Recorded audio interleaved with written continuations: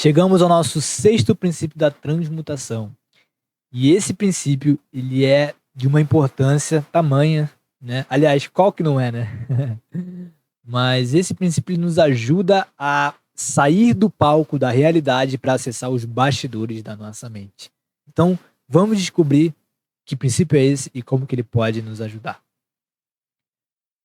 Na nossa análise, a gente começa a perceber que a todo momento a gente está vivenciando as situações da nossa vida e a gente está jogando, né, ela como se fosse um jogo. Então, é como se o nosso eu, o nosso ego, ele fosse o personagem e esse personagem está interagindo com as situações do seu ambiente, né, dos seus relacionamentos, do seu trabalho.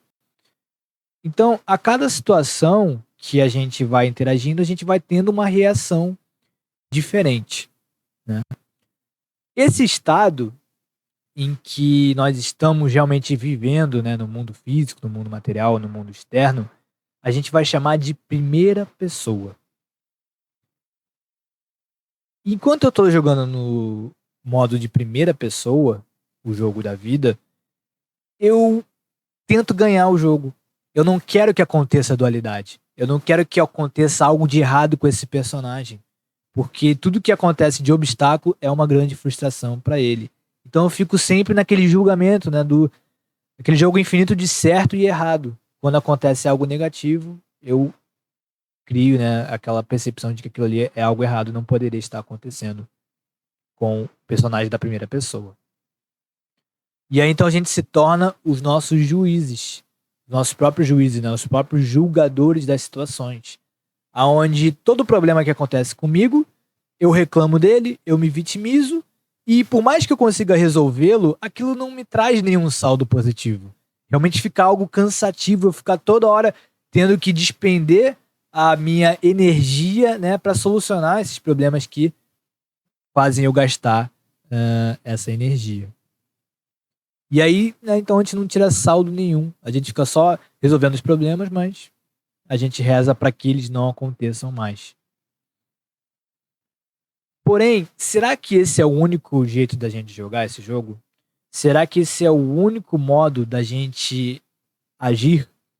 Porque quando a gente está nesse estado, fica muito mais difícil da gente realmente ter um controle da nossa mente, da gente realmente, né, aplicar esses princípios da transmutação.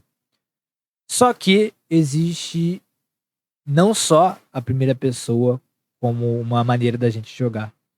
A gente também pode entrar num estado de terceira pessoa, que é o princípio da auto-observação, né?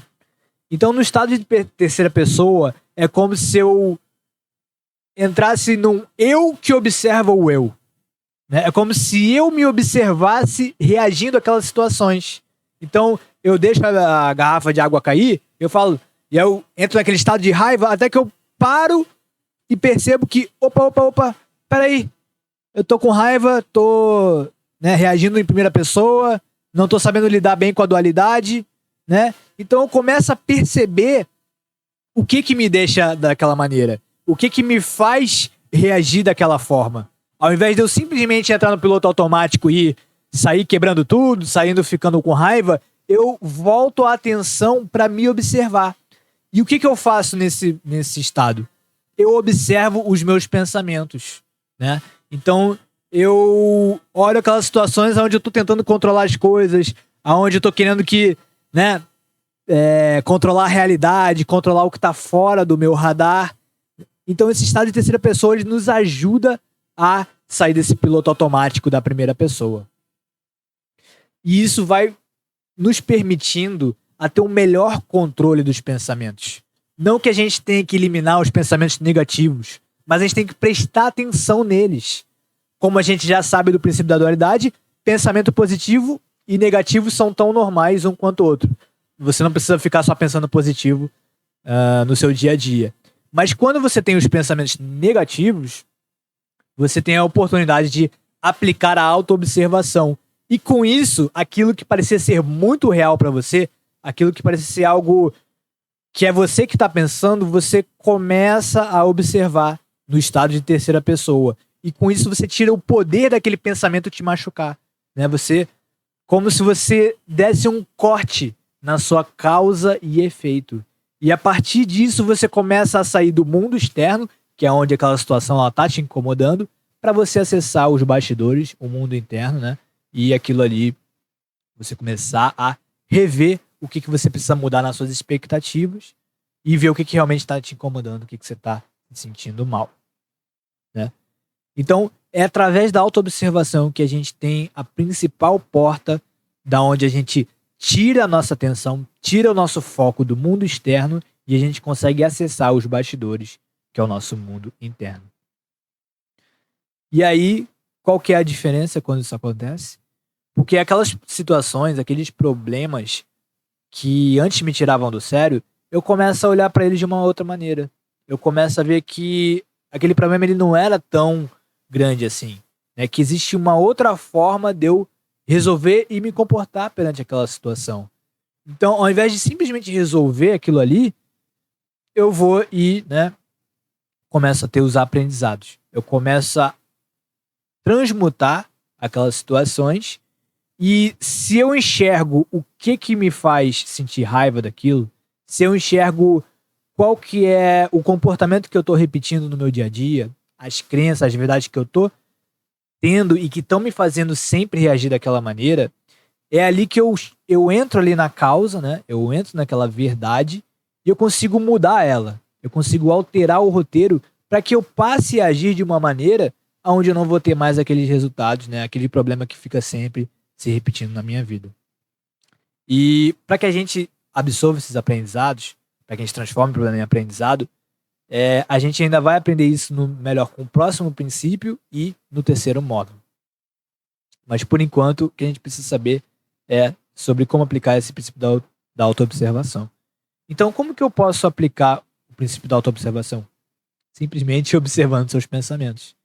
Simplesmente entendendo que no momento que você estiver, né, nesse estado de euforia, no estado de muita raiva, que você vê que as coisas estão saindo do seu controle, você pode se observar.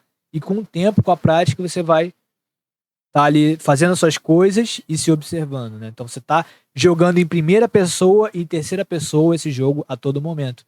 E por isso você nunca se descontrola de uma maneira, né, instintiva e animal e de perder o controle. É claro que se você ainda não pratica isso, no começo não vai ser algo natural, mas quanto mais você aplicar, mais vai se tornando uma coisa cotidiana na sua vida. E o bom desse exercício é que você pode aplicar ele 24 horas por dia, enquanto você estiver acordado. Você está vivendo e está se auto-observando. Esse poder ele é tão grande, né? Esse princípio ele é tão importante que ele equivale a uma meditação. Porque a meditação nada mais é do que você... muita gente diz que a meditação é ou você silenciar a sua mente, mas também serve para você observar os seus pensamentos. Para você se desconectar do mundo lá fora e você acessar suas crenças, acessar o seu mundo interno e ver o que está te incomodando. A frase para a gente se lembrar desse princípio é: a autoobservação é a porta de entrada para acessarmos o nosso mundo interno. Então, se eu não pratico ela, se eu não tenho uma outra ferramenta semelhante, como a meditação, fica muito mais difícil de eu enxergar que o problema não está lá fora. Que o problema não é outra pessoa, que o problema não é aquela situação que eu acho, né, que está ali para tirar a minha paz interior, né? Então, por isso, essa é uma importante ferramenta na nossa jornada da transmutação.